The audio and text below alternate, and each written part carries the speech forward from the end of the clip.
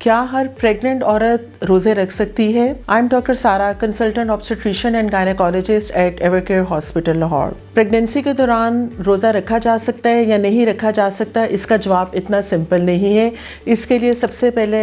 Medical assessment بہت ضروری ہے۔ اگر تو آپ کی پریگننسی لو رسک ہے، لو رسک پریگننسی میں مراد یہ ہے کہ آپ کے وائٹلز ٹھیک ہیں، آپ انیمک نہیں ہیں، آپ کو پریگننسی کے دوران کوئی ایشو نہیں ہے، آپ کی کوئی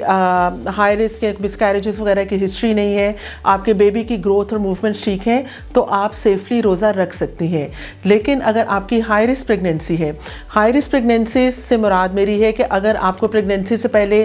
ڈائبٹیز یا پہلے ڈیولپ ہوئی ہوئی ہے یا آپ کو پریگننسی کے درمیان ڈیولپ ہوئی ہے، بلڈ پریشر ہے، انیمیا یعنی کہ خون کی کمی ہے، یا history of multiple miss carriages ہیں کہ آپ کے پہلے 2 یا 3 سے زیادہ حمل ضائع ہو چکے ہیں، یا آپ کو پریگننسی کے دوران بلیڈنگ ہو رہی ہے، آپ کو پریگننسی کے دوران روزہ رکھنے کی وجہ سے کوئی سویئر پین شروع ہو جاتی ہے، پریویس سرجریز کی ہسٹریز ہیں، تو یہ سارے پیرامیٹرز ہیں، اسپیشلی بیبی کے فیکٹرز بھی بہت کاؤنٹ کرتے ہیں۔ اگر آپ کے بچے کی گروتھ نارمل نہیں ہے، IUGR ہے، انٹرا یوٹرائن گروتھ ریسٹرکشن، جس کا مطلب یہ ہے کہ آپ کا بچہ وقت کے حساب سے نارمل گرو نہیں کر رہا، یا سرٹن کیسز کے اندر بچہ نارمل ایج کے حساب سے اس کی ایکسیسو گروتھ ہوتی ہے، یعنی کہ میکروسومک بیبی ہے، یوزلی جو جسٹیشنل ڈائبٹیز کے دوران ہوتا ہے، تو ان ساری چیزوں کے اندر روزہ رکھنا سیف نہیں ہے۔ ایسی کوئی بھی کنڈیشن ہو تو اس کے لیے ضروری ہے کہ پہلے ہم اپنے ڈاکٹر کو کنسلٹ کریں، وہ آپ کی پریگننسی کو کیٹیگرائز کرے گا، آپ کے ساری